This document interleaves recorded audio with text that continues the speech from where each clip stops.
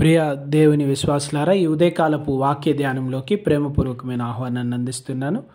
ప్రార్థించుదాం. కనికరం గల దేవా, ఈ ఉదయం వాక్యం ద్వారా మాట్లాడుతూ మమ్మల్ని బలపరచమని యేసు నామమున ప్రార్థిస్తున్నాం. ఆమెన్. ప్రియమైన వారులారా, ఈ వారంలోని మొదటి రోజున సోమవారం రోజున ప్రభు సన్నిధిని కనిపెడుతూ వాక్యంతో దేవుని సన్నిధిలో మనం కొనసాగే కృప ఇచ్చిన దేవునికి వందనాలు. నేటి ఉదయకాలము ఆయన్ని ప్రేమించుట అనగా ఆయన ఆజ్ఞలు గైకొనుట, to love is to obey God అనేటువంటి విషయాన్ని జ్ఞాపకం చేసుకుంటున్నాం. యేసు ప్రభుల వారు ఒక మారు తన శిష్యులతో చెప్తూ, ఎవరు ఎక్కువగా ప్రేమిస్తారు? ఒక తండ్రికి 2 కుమారులు ఉండి ఆయన ఒకరికి వారి ఇరువురిని పిలిచి పని అప్పచెప్పినప్పుడు ఒకడు వెళ్తా అని చెప్పి వెళ్ళడు, ఇంకొకడు వెళ్ళలేను అని చెప్పి తర్వాత తన తండ్రిని బాధ పెట్టకూడదు, తండ్రిని సంతోషపెట్టాలి అని తండ్రి మీద తనకు కలిగిన ప్రేమను బట్టి వెళ్తాడు. కనుక ప్రేమ అనేది క్రియలతో కూడినటువంటిది. ఒకరిని ప్రేమించినప్పుడు వారి ఎడల మనకు కలిగి ఉన్నటువంటి ప్రేమను క్రియల్లో చూపించడానికి మనం ప్రయత్నం చేస్తూ ఉన్నాం. ప్రేమ ఎంత గొప్పది అంటే, మన జీవితంలో మనం ప్రేమించినటువంటి దాని కొరకు ప్రయాసపడగలిగేటువంటిది. ప్రేమ కొరకు ఎంత కష్టమైనా ఎంత బాధనైనా సహిస్తూ వాటన్నిటిని ఓర్చుకొని ముందుకు వెళ్తాం. ఆ ప్రేమే యేసు ప్రభుల వారిని పరలోక రాజ్యాన్ని విడిచిపెట్టి భూమి మీద శరీరధారి నరావతారి మన కొరకు శ్రమపడ్డానికి, దేవుని చిత్తాన్ని నెరవేర్చడానికి తగ్గించుకొని దీనత్వం కలిగి సమస్తము విడిచి మనల్ని నశించుతున్న వారిని రక్షించడానికి రావడానికి కృప చూపింది. కానీ దేవుని ప్రేమించుట విధేయత కలిగినటువంటిది. ఆ ప్రేమ గౌరవంలో క్రియలో చూపించాల్సినటువంటిది.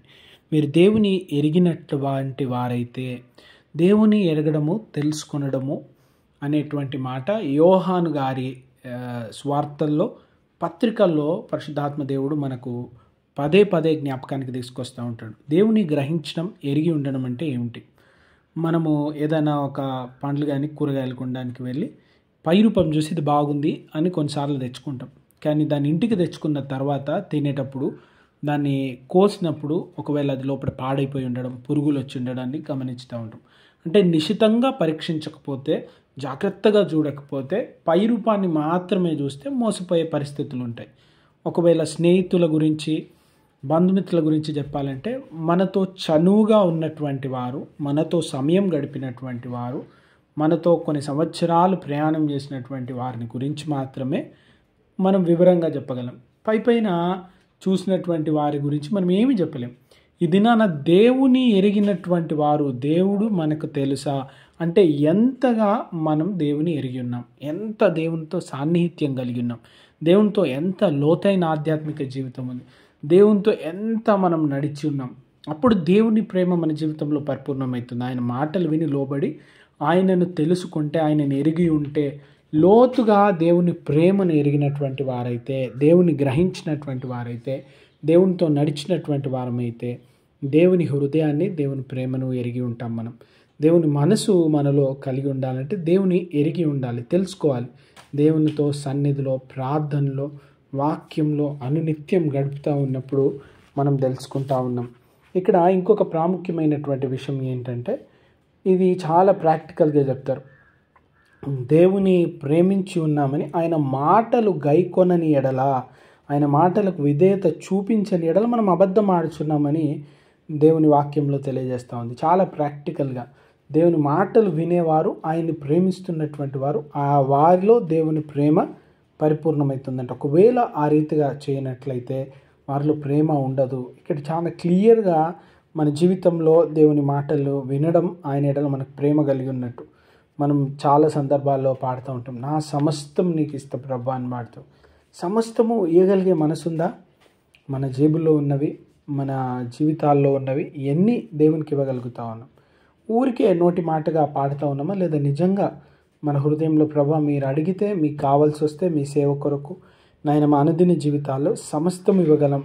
మా తలాంతులు, మా సమయం, మా జ్ఞానం, మాకు ఇచ్చినటువంటి, మీరిచ్చినటువంటి దీవెనలు, మీరిచ్చినటువంటి ధనం సమస్తము ఇవ్వగలగడం, అటువంటి ప్రేమ ఉందా? ఊరికే నోటి మాటలాగుందా? ప్రేమ అంటే నోటి మాటలు కాదంట, ప్రేమ అంటే క్రియలు అని ఉదయకాలం మనం జ్ఞాపకం చేసుకుంటాను. రెండవది, ఆయనను పోలి నడుచుకొనవలెను. యేసు ప్రభుల వారిని పోలి నడుచుకొనుట, యేసు వలె నడుచుట అనేది జీవితానికి గుర్తు.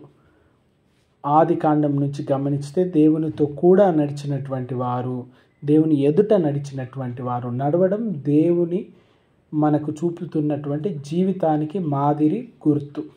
నడుచుట అంటే జీవితపు ప్రయాణం.